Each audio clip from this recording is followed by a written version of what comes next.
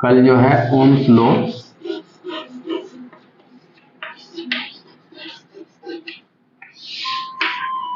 पढ़ लिया, ठीक। एक्चुअल में रेजिस्टेंस का पता यानी कि ओम्स लॉ जब हमने पढ़ा उसमें रेजिस्टेंस का डेफिनेशन निकल के आया, नहीं क्या? माने जब तक ओम नहीं रेजिस्टेंस का कोई पता नहीं था, बिजली चल रही होती होगी लेकिन ये पता नहीं था कि ऐसा होता है। क्योंकि रेजिस्टेंस जब से आने लगा तो फिर बहुत सारी जगहों में तो रेजिस्टेंस का इस्तेमाल करके अब तक क्या लग रहा है, रेजिस्टेंस तो में बैड चीज ही लगा होगा, बाधा है ना, तो बैड ही तो हुआ, यही लग रहा होगा ना।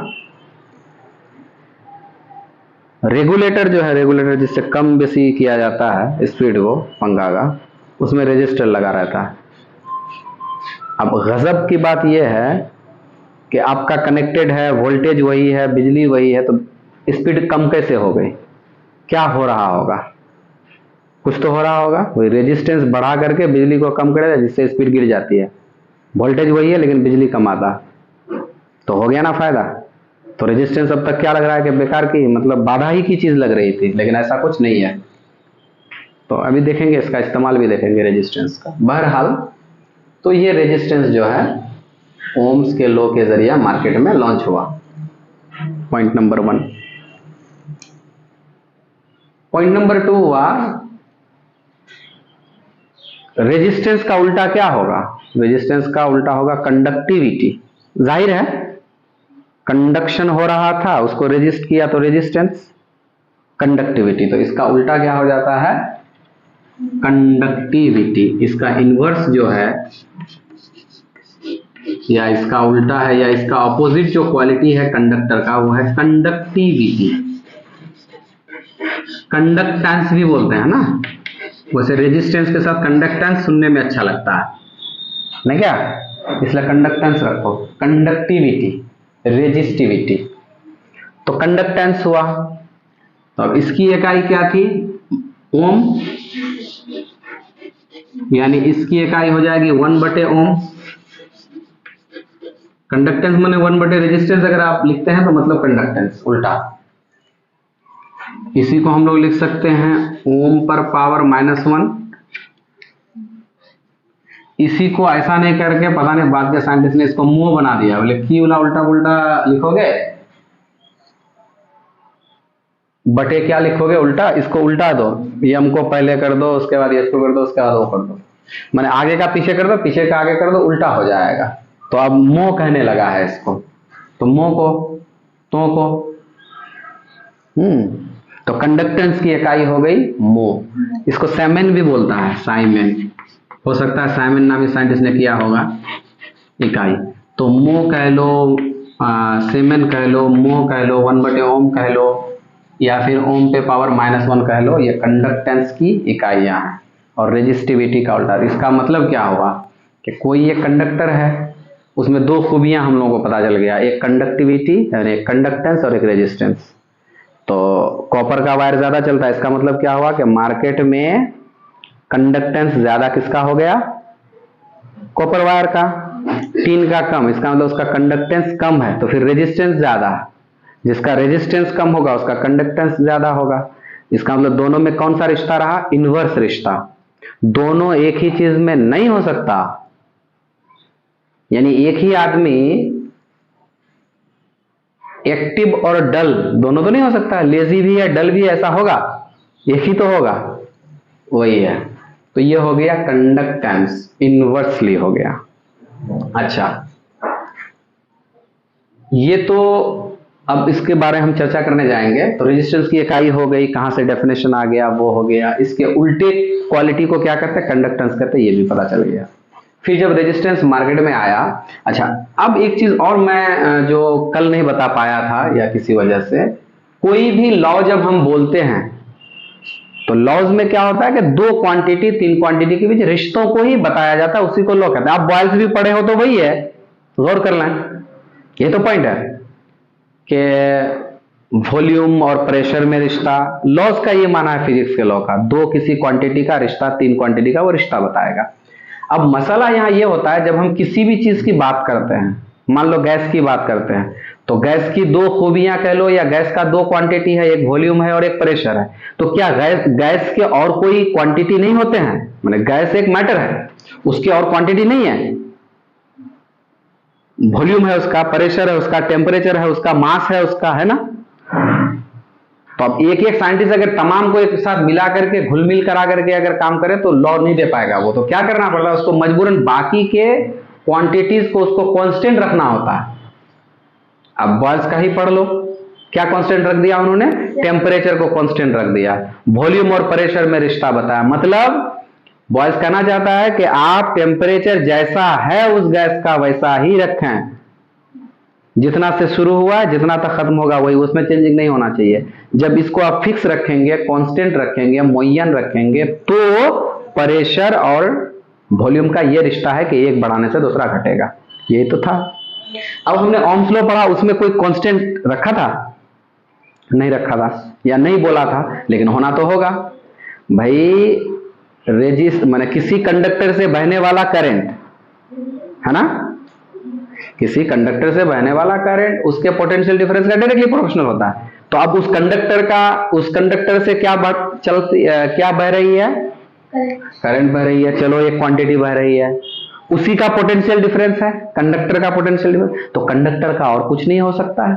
कंडक्टर ठंडा गर्म भी हो सकता है, लंबा चौड़ा भी हो सकता है।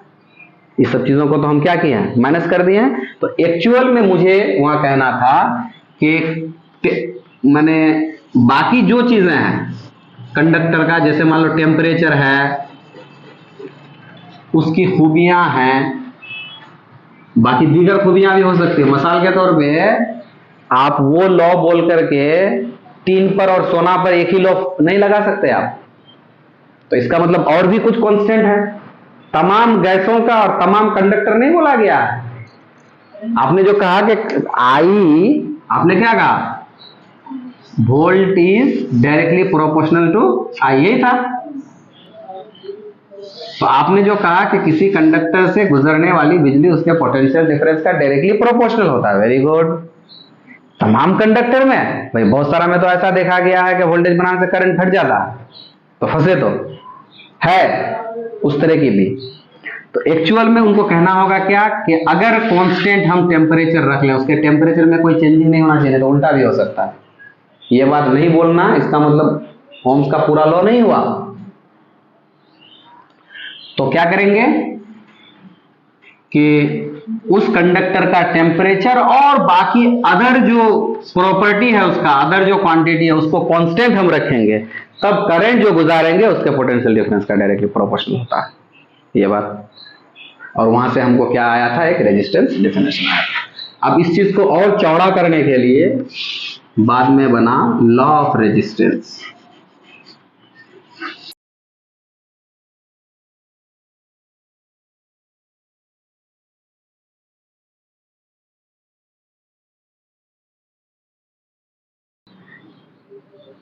रेजिस्टेंस होता किसका है? कंडक्टर का। ये सच्चाई। तो जब भी आप लॉ ऑफ रेजिस्टेंस बोलेंगे तो रेजिस्टेंस किसका? कंडक्टर का। और कंडक्टर की और भी खूबियां हैं और भी क्वांटिटीज हैं उनके।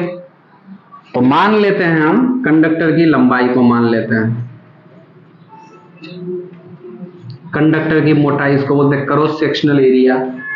नेचर ऑफ कंडक्टर, किस नेचर का, माने कौन सा कंडक्टर की बात कर रहे हैं आप? कहां आपका सिल्वर कंडक्टर, कहां आपका टीन कंडक्टर? कंडक्टर तो दोनों है, लेकिन सब कोई तो बराबर नहीं भी कर सकता है। तो और उसके अलावा है टेम्परेचर ऑफ कंडक्टर, बड़ा टी दे देते हैं।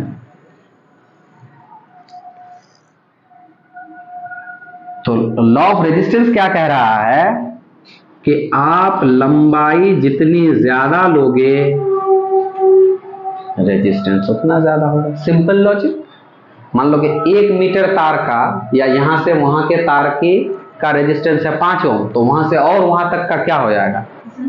ज्यादा हो जाएगा। Simple logic. जितना लंबा, यानी जितना लंबा सफर उतने ज्यादा दुख। Simple logic. अब यहां से किशनगंज जाने का दुख और यहां से, मतलब दुख का मतलब ये, यहां से किशनगंज जाने की मेहनत और यहां से सिलीगुड़ी जाने की मेहनत, सिंपल समझ में आ रहा है। वही मामला है, जितना लंबा रेजिस्टेंस उतनी ज्यादा, जितना लंबा कंडक्टर उसका उतना ज्यादा रेजिस्टेंस। हैरत कब होगी? हैरत उस वक्त होगी जब आपको पता चलेगा कि जितना मोटा कंडक्टर उतना कम रेजिस्टेंस, यानी इनवर्सली प्रोपोर्शनल। कोई कंडक्टर अगर मोटा ज्यादा है उसका रेजिस्टेंस कम हो जाएगा। मोटाई यानी क्रॉस सेक्शनल एरिया का मतलब मोटाई, मोटाई जितना आप बढ़ाओगे रेजिस्टेंस उसका कम हो जाएगा। ठीक। उसके बाद टेम्परेचर ऑफ कंडक्टर, इसका सिंपल लॉजिक है, गर्मी हो जाएगी रेजिस्टेंस हो जाएगा, इसका सिंपल लॉजिक है। यानी कोई कंडक्टर, यही वजह है कि रेजिस्टेंस बढ़ने से गर्म हो जाता है, गर्म बढ़ने से रेजिस्टेंस हो जाता है। इसलिए कभी कभार आप 1 घंटे तक बिजली लेके जाओगे कंटिन्यूअसली, हाई बिजली कॉपर के तार से, और सेम बिजली लेके जाओगे टीन के वायर से, तो टीन वाला वायर गर्म हो जाएगा। क्यों? उसका रेजिस्टेंस ज्यादा हो रहा था, उसको ज्यादा रोकथाम हो रहा था, इसलिए रेजिस्टेंस ज्यादा हो गया, इसलिए गर्म ज्यादा हो गया।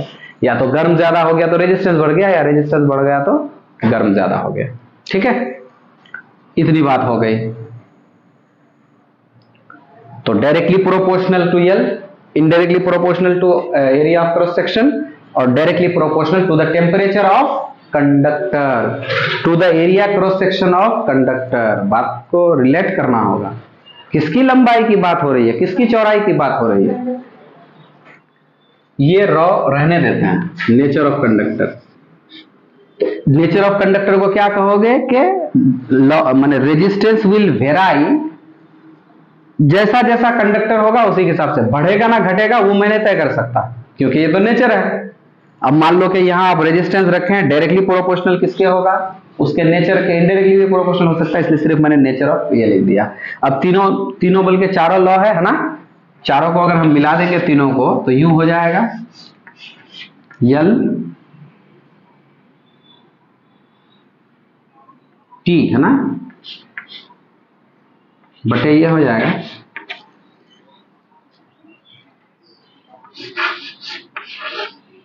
बराबर कर देते हैं इसको, इक्वल टू 1 ले लेते हैं निशान, रॉ बोलते हैं इसको।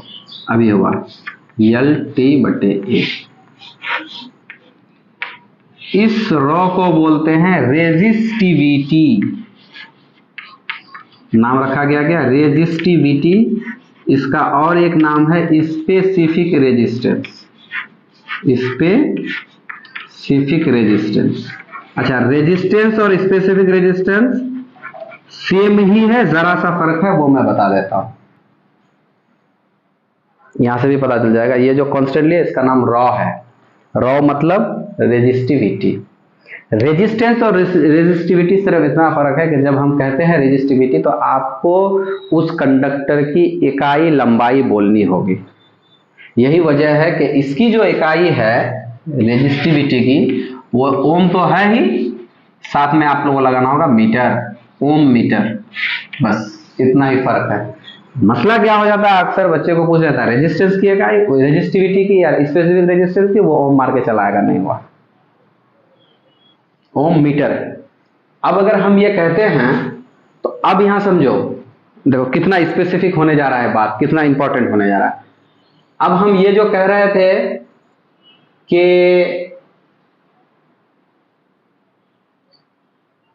मैंने जो कहा, अब तुमको हम ऐसे पूछ लिए, पहले भी पूछे, रेजिस्टेंस किसका ज्यादा,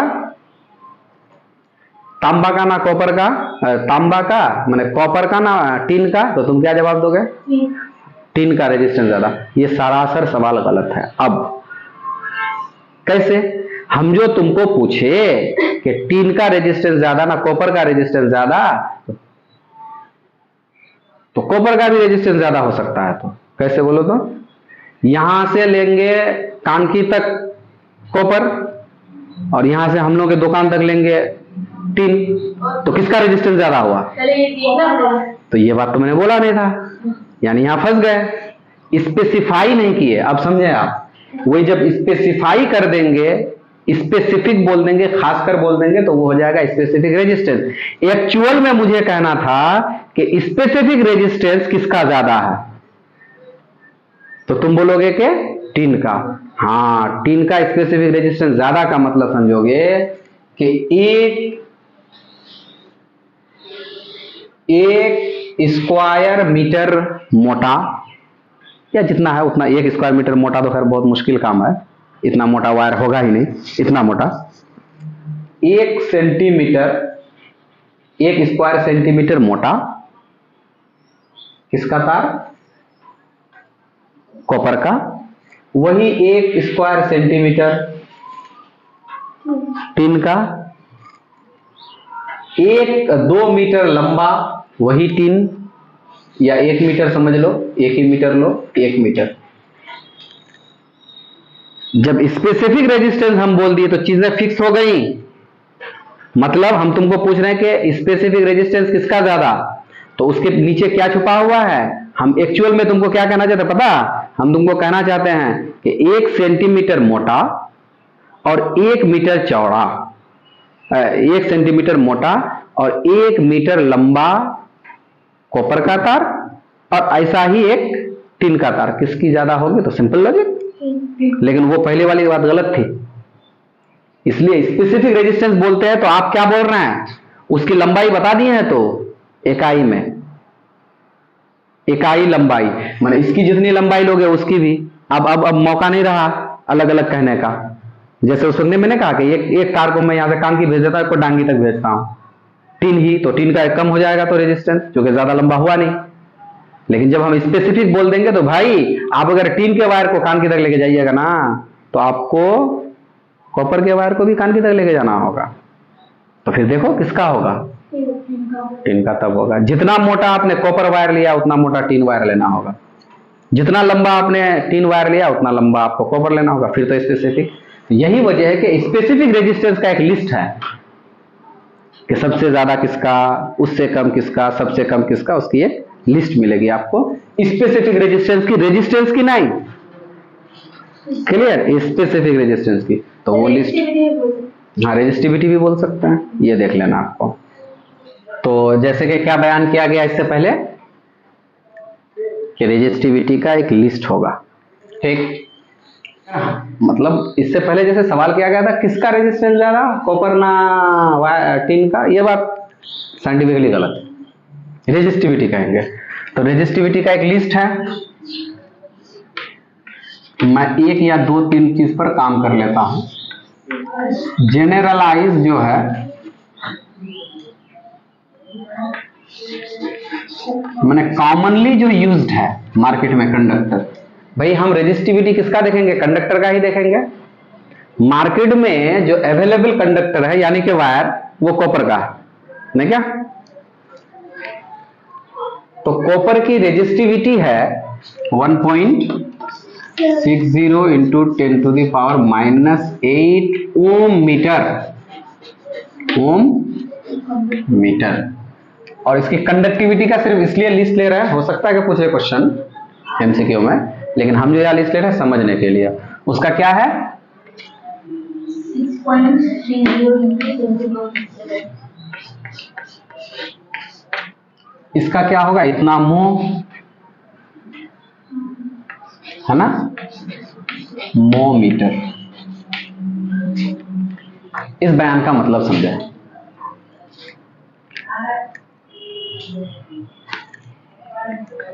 सबसे बड़ी बात क्या है कि जैसे 1 केजी आलू तो जहन में आ रहा, अच्छा इतना होगा, देखने से भी पता चलता है। 1 डिग्री बुखार, वो भी समझ में आता, क्योंकि 100 डिग्री में पानी उबलता है, 37 डिग्री हम लोग लेके घूम रहे हैं, या 98 डिग्री फ़ारेनहाइट लेके घूम रहे हैं। 1 डिग्री बढ़ जाने से आपको खुद पता चल जाता है, समझ में आ रहा है कि 1 डिग्री का क्या मामला होगा। लेकिन 1 ओम आंखों से है ओझल। 1 ओम कितना? 1.5 वोल्ट बिजली भी समझ में आ रही है, 240 वोल्ट भी समझ में आ रहा है, 2 लाख वोल्ट समझ में आ रहा है। उसी तरह 1 ओम में छिपी हुई चीज है ना, जहन से बाहर है। तो इसको ऐसे समझ लीजिए, आसान सा है समझाने का, बुद्धि समझने का।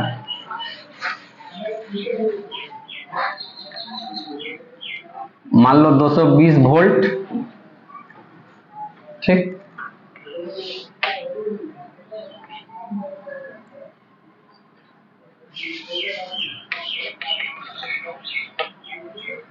हाँ, 220 वोल्ट और बिजली लेके जा रहा है 10 एम्पियर। अच्छा, 10 एम्पियर बिजली कैसे समझेंगे आप, मैं थोड़ा सा बता देता हूं। मोबाइल जो चल रहा होता है ना, मोबाइल, इसको तो चार्ज करके बिजली स्टॉक किया गया है इसमें। इन बैटरीज का कैपेसिटी है 4300 मिली एम्पियर। इसका मतलब तकरीबन 4 एम्पियर। ये जो मोबाइल चल रहा है 4 एम्पियर बिजली स्टॉक किया है, चार्ज जब किया है इसको। 4 एम्पियर बिजली का मामला देख लीजिए आप, कि 10 घंटा चल के फिर वो दोबारा फिर उसमें बिजली स्टॉक करना होगा। 4 एम्पियर समझ में आ रहा है, उसी तरह 1 एम्पियर भी समझ में आएगा। 1.5 वोल्ट समझ में आ गया, 240 वोल्ट से बिजली ये चल रही है, हमारे पंखे वगैरह चल रहे हैं 240 से, ये भी समझ में आ रहा है। तो 10 एम्पियर और वोल्ट समझ में तो आ रहा है इतना। तो आप जब किसी जगह से किसी तार में 10 एम्पियर बिजली लेके जा रहे हैं, हम लोगों का ये सब मैंने प्लग में लगा करके 10 एम्पियर बिजली लेके जा रहे हैं, तो 22 ओम रेजिस्टेंस है वहां उस तार में। हो सकता है बढ़िया तार लिए हो तो उसका कम हो बेसी हो, उस हिसाब से कितना जा रहा है 22। तो इससे थोड़ा एक आइडिया मिल रहा है कि अच्छा 1 ओम का मतलब ये होगा या 2 ओम का ये मतलब होगा। वो इसलिए मैं बोल रहा हूं कि ये जो सिल्वर की रेजिस्टिविटी इतना है, इसका मतलब हुआ 1 मीटर लंबा सिल्वर का तार का रेजिस्टेंस होगा इतना ओम। इसका मतलब फिर क्या, इतना बटे 1/10 पे पावर 8 0, यानी बहुत कम, 1 ओम भी नहीं, 1 मीटर इतना, 1 मीटर सिल्वर का तार का रेजिस्टेंस होगा 1 पॉइंट इतना बाई 1 2 3 4 5 6 7 8, इतना ओम इसका रेजिस्टेंस होगा, बहुत कम, ना बराबर। यही मीनिंग हुआ इसका कि जब आप कहते हैं कि सिल्वर की रेजिस्टिविटी इतना है, तो जाहिर है बहुत कम रेजिस्टिविटी है, बटे हो गया। और इसकी कंडक्टिविटी, इसका उल्टा सेम ही होना है गालिबन। देख लो आप मिला करके, बजाय माने 1 का फर्क है मुश्किल से, पावर 7। इसका क्या मन, इसका यही है, लेकिन ये चूंकि महंगा कंडक्टर हो जाता है, महंगा तार हो जाता है, तो मार्केट में ये तार सबसे ज्यादा पसंद किया जाता है, सबसे बढ़िया है। कंडक्टर्स, रेजिस्टर्स, इंसुलेटर, सेमीकंडक्टर, ये तमाम इलेक्ट्रिक के कंडक्टर्स ही हैं, जगह जगह इस्तेमाल होता है। कंडक्टर तो आप आसानी के साथ समझ पा रहे हो, जैसे सिल्वर है ना, कॉपर, जिससे बिजली इतनी गुजरे जितना हम चाहते हैं, वो कंडक्टर हो जाएगा। रेजिस्टर क्या होगा, बनिस्बत इससे कम बिजली गुजरेगा। रेजिस्टर माने कंडक्ट जो करता है वो कंडक्टर, जो रेजिस्ट करता है वो रेजिस्टर। तो कहीं कहीं हमें रेजिस्टर भी लगता है, मिसाल के तौर पे पंखा के रेगुलेटर में, कि रेजिस्टर की मदद से उसके बहाव को कम करके पंखे की स्पीड को हम कंट्रोल करते हैं, रेजिस्टर लग गया वहां पे। इंसुलेटर भी लग जाता है आपको, जहां बिजली बिल्कुल नहीं लेके आना है, स्विच, ये रेजिस्टर है, इंसुलेटर है। इसमें इतनी हाई रेजिस्टिविटी है, इतनी हाई है कि एक इलेक्ट्रॉन भी नहीं गुजर पाता है, हो गया इंसुलेटर। कहते हैं उसको, बैड कंडक्टर कह दो आप, ये हो गया इंसुलेटर। इससे क्या बनाते हैं, स्विच का कवर, वायर का कवर, नहीं क्या। उसके बाद सेमीकंडक्टर। सेमीकंडक्टर का यूज आप बहुत कम कर पाओगे, फिलहाल खाली लिख लेना है आपको। एक है सिलिकॉन एलिमेंट के तौर पर, जिसको हम लोग सेमीकंडक्टर के इस्तेमाल करते हैं, और एक है जर्मेनियम। सवाल पूछ लेता है, अब यहां भी एक लंबा सा इलाका खुल जाएगा। एलिमेंट में ये 2 बंदा है। एलिमेंट में आमतौर से एलिमेंट जो है वो मेटल होंगे, नॉन मेटल होंगे और मेटलॉइड होंगे। तो जो मेटलॉइड हैं, ये जो मेटलॉइड है यही सेमीकंडक्टर का काम कर जाएगा। और मेटल किसका काम कर जाएगा, कंडक्टर का, और इंसुलेटर का नॉन मेटल लोग काम कर जाएंगे। ये किसमें है, सेमीकंडक्टर एलिमेंट में। गर्चे और भी हम लोग सामान बना सकते हैं, कई एक धातु को मिला करके सेमीकंडक्टर कंपाउंड में बना सकते हैं, लेकिन एलिमेंट के तौर पर यही है। अब मेरा फिर सवाल, कंडक्टर तो आमतौर से हम लोग जो यूज करते हैं वो प्योर ही होता है, लेकिन रजिस्टर हो सकता है दो चीज का मिक्सर करके बनाना पड़े। ये रजिस्टर कहां इस्तेमाल हो जाएगा? आपको जहां रेजिस्टेंस बढ़ाना है, हीटर में हो जाएगा। क्या करेंगे आप? कुछ ऐसे तार का इस्तेमाल करेंगे, वहां कुछ ऐसे रजिस्टर का इस्तेमाल करेंगे कि बिजली जाए और वहां जाके अटक जाए। इतना अटके, इतना अटके, इतना अटके कि गर्मा गर्मी में हीट देने लगे और लाइट देने लगे। अगर लाइट देने लगे तो बल्ब हो जाएगा, और हीट देने लगे तो वो हीटर हो जाएगा। वहां बिजली गुजार गुजार करके उसको रुकाया जाता है। ये काम है रजिस्टर का। तो हीटर में रजिस्टर यूज हो रहा है। इसका मतलब वो जो कॉइल देख पा रहे हो आप हीटर में, वो क्या है? कुछ और नहीं, वो कंडक्टर नहीं है। कंडक्टर तो तार तक ठीक था, वहां लाकर के बिजली को रोक देना है। ऐसा भी नहीं कि गायब कर देना है। आपको क्या करना है? उसको हीट कराना है, तो आप वहां रजिस्टर यूज करेंगे। और इंसुलेटर कहां यूज करेंगे? बगल में, जहां पे आपको बिल्कुल हीट लेके नहीं जाना है। तो एलिमेंट में, मेटलॉइड में ये दो, ये यहां इस्तेमाल होता है। कंडक्टर तो आप जानते हैं। इंसुलेटर क्या करेंगे? कवर बनाने के लिए, जहां आपको बिजली के झटके से बचने हैं। कवर किसका? वायर कवर नहीं, क्या स्विच कवर, स्विच कवर। उसके बाद आपका बोर्ड वगैरह बनाएंगे किसका? इंसुलेटर का। रजिस्टर का नाम बनाए, वरना वहां आके रहेगा, जब आप हाथ दीजिएगा माशाल्लाह आपका काम हो जाएगा। रजिस्टर फिर वहां करेंगे जहां आपको, मैंने यूं समझ लीजिए कि ओपनली बिजली चाहिए, लेकिन बहे नहीं, वहीं जाके अटके, इतना अटके, इतना अटके कि वो हीट देना शुरू कर दे। ठीक है? इस तरह सबके इस्तेमाल हैं।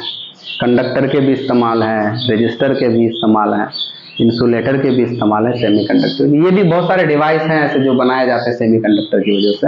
अच्छा, एक चीज का और ध्यान रहे, आदमी कंफ्यूज ना कर जाए कि रजिस्टर और सेमीकंडक्टर एक तो नहीं, क्योंकि रजिस्टर में बिजली कम जाती है, सेमीकंडक्टर में बिजली कंडक्टर से कम जाती है, इंसुलेटर से ज्यादा जाती है। लेकिन फर्क समझ पा रहे हैं? सेमीकंडक्टर और इंसुलेटर, हाँ, सेमीकंडक्टर और रजिस्टर। रजिस्टर में क्या करना है? बिजली तो कम लेके जाना, वहां जाकर के जमा कर देना। और सेमीकंडक्टर में लेके ही जाना है, कम जाए, आधा जाए। और इंसुलेटर में बिल्कुल जीरो जाए, ना जाए। इन दोनों में कंफ्यूज ना करें आप। रजिस्टर, हीटर, मैंने बोलेगा कि रजिस्टर की एक मिसाल दो, तो हीटर नहीं दे सकते आप। हीटर में रजिस्टर यूज होता है, ऐसा मिस नहीं कीजिएगा। मिसाल के तौर पे सेमीकंडक्टर की मिसाल दीजिए सिलिकॉन, तुम समझोगे। रजिस्टर की मिसाल दीजिए हीटर, नो। अजब बात है कि यहां मैंने सेमीकंडक्टर का नाम बताया, और यहां सेमीकंडक्टर कहां इस्तेमाल होता है उसका नाम बताया, और कंडक्टर का फिर सीधा नाम बताया है। और इंसुलेटर कहां इस्तेमाल होता है वो नाम बताया है, क्या है वो पता नहीं। तो पीवीसी, पॉलीविनाइल क्लोराइड, प्लास्टिक वगैरह, दोनों में दे देता हूं, वरना तुम कंफ्यूज ना कर जाओ। पीवी, प्लास्टिक, हाँ। अच्छा, इंटरेस्टिंगली डायमंड इंसुलेटर है। ठीक है? डायमंड थोड़ा इंपॉर्टेंट हो जाता है। क्यों? एक असूल है कि जो भी बिजली का गुड कंडक्टर होगा वो हीट का भी गुड कंडक्टर होगा, यह असूल है। मसलन सिल्वर से आप बिजली लेके जाओ, हीट लेके जाओ, जाएगा। कॉपर से आप हीट लेके जाओ, बिजली लेके जाओ, जाएगा। माने वो बिजली भी उससे फ्लो होगा और हीट भी फ्लो होगा। यही तो नियम अब तक देखा है। प्लास्टिक में, पीवीसी में बिजली भी कंडक्ट नहीं होगा और हीट भी कंडक्ट नहीं होगा। यही सच्चाई है, यही है। लेकिन कुछ इसके एक्सेप्शन है, जरा हटके हैं। उन जरा हटके में है आपका डायमंड। बात समझ रहे हैं? तो डायमंड में क्या है कि ये बैड कंडक्टर ऑफ इलेक्ट्रिसिटी, यानी कि insulator of electricity, but conductor of heat है। यूनिक हो गया ना मामला। वो यूनिक चीज को आपको याद रखना, कंडक्टर ऑफ हीट जरूर है, हीट लेके जाता है। This is good conductor of heat but bad conductor of electricity, यानी इंसुलेटर ऑफ, अच्छा बैड कंडक्टर, माना इंसुलेटर का बैड कंडक्टर भी हो सकता, तो ये हो गया गुड कंडक्टर। अच्छा, जबकि ये कार्बन का एलोट्रॉप है ना, कार्बन का ही बहरूप है। एक्चुअली डायमंड कुछ और नहीं है, कार्बन ही है ना। लेकिन कार्बन धरले से फिर इंसुलेटर है, इसमें कोई शक नहीं है। अब ये बात जो हम बोले यहां बोल करके एक जगह जो फंस रहे हैं वो ये है कि ग्रेफाइट को फिर गुड कंडक्टर में, एक्चुअली गुड कंडक्टर तो नहीं, इसको सेमी कंडक्टर में रख लेते हैं, लेकिन कंडक्टर है, कंडक्टर तो हो ही गया ना थोड़ा थोड़ा, बट कंडक्टर। अब मजे की बात यह है कि यानी कि इसको हम कह सकते हैं कि graphite good conductor of heat हो गया, sorry good conductor of electricity, electricity बह गया, बट हीट का ये बैड कंडक्टर है, इससे हीट ना जाए ग्रेफाइट से। ये भी कार्बन का एलोट्रोप, कार्बन का बहुरूपिया। तो कार्बन अपने आप में बैड कंडक्टर है, पॉइंट नंबर 1 खत्म। कार्बन के ये डायमंड बहुरूप हैं, ये बैड कंडक्टर ऑफ हीट है, बट गुड का सॉरी बैड कंडक्टर ऑफ बिजली है, but good conductor of heat. ये बंदा इसका जस्ट ऑपोजिट है। एक बात हो गई। अब मुझे जो एक बात बताना था, रेजिस्टर का भी एक ले लेते हैं। अच्छा देखिएगा, रेजिस्टर ना आमतौर से प्योर हालत में अवेलेबल नहीं है, ठीक उसी तरह जिस तरह कंडक्टर प्योर हालत में अवेलेबल है। नहीं समझे कि प्योर मेटल ही मेरा कंडक्टर हो जाता है, बेस्ट होता है, बढ़िया भी होता है, चलता भी है, ठीक। मगर रेजिस्टर से आपको तो बिजली तो बहा के लेके जाना है, मगर रेजिस्टेंस का हाई रखना है। तो ऐसे में क्या होता है कि इसको हमको बनाना पड़ता है, 2 मेटल को मिला के, 3 मेटल को मिला के, और मेटल नन मेटल मिला के, कुछ भी मिला करके। तो जब मेटल को मेटल के साथ मिला जाता है, मेटल के मिक्सचर को हम कहते हैं अलॉय, ठीक है, क्या कहते हैं, अलॉय।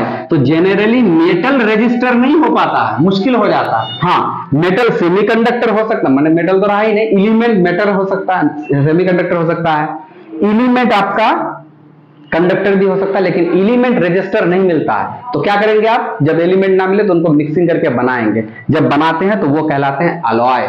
और उनमें से एक बहुत बढ़िया है नाइक्रोम, उस अलॉय का नाम है नाइक्रोम।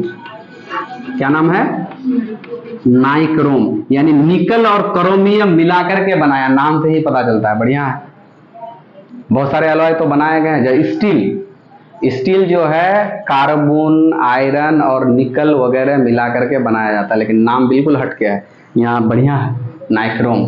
निकल है जो कि मेटल है, क्रोमियम है थोड़ा कम मेटल है, दोनों को मिला करके उसका रजिस्टर बना दिया गया, ये अलॉय है। तो अब आपको अगर पूछेगा कि रजिस्टर का एग्जांपल दीजिए, तो नाइक्रोम है, उसका इस्तेमाल हीटर में या कहीं हो सकता है। सर तो ये नन मेटल अनमेटल को मिला के नहीं बना सकते आप, नन मेटल बिना करके रजिस्टर मुश्किल है। नन मेटल मिला करके सबसे पहले अलॉय होगा ही नहीं, ओनली नन मेटल हाँ बना ही सकते हैं बहुत सारे। हाँ वो अलॉय बन सकते हैं, रजिस्टर बने ना बने, मेटल नन मेटल मिला करके हम क्या बना सकते हैं, अलॉय तो बना सकते हैं, मार्केट में है बहुत सारे, स्टील है, ब्रास है, ब्रोंज है, जर्मन सिल्वर है, उसके अलग चैप्टर भी है, बाकायदा तौर पे आप पढ़ लेंगे। लेकिन मैं यहाँ क्या कहना चाहता हूं कि रजिस्टर जो हम प्योर में नहीं मिलता तो हमको अलॉय बनाना पड़ता है, उसमें एक बेहतरीन मिसाल है नाइक्रोम। और नाइक्रोम का तार यानी नाइक्रोम का रजिस्टर ही हीटर में इस्तेमाल होता है, गोल गोल जो स्प्रिंग के जैसा रहता है, दिस इज नाइक्रोम। अच्छा एक मिल जाता है टंगस्टन, ये है प्योर एलिमेंट, बात समझ रहे हैं, टंगस्टन एक एलिमेंट है, नाइक्रोम एक अलॉय है। बड़ा मुश्किल से खैर एक मिल गया, बड़ी बात। Tungsten is a register which is element found in pure form like silver और यूरेनियम और गोल्ड और कॉपर। कॉपर के जैसा ही अवेलेबल पीरियडिक टेबल में बाकायदा तौर पर इसका नंबर मिलेगा, नाइक्रोम का तो नंबर ना मिलेगा क्योंकि दिस इज नॉट एलिमेंट। तो टंगस्टन है, मजे की बात है।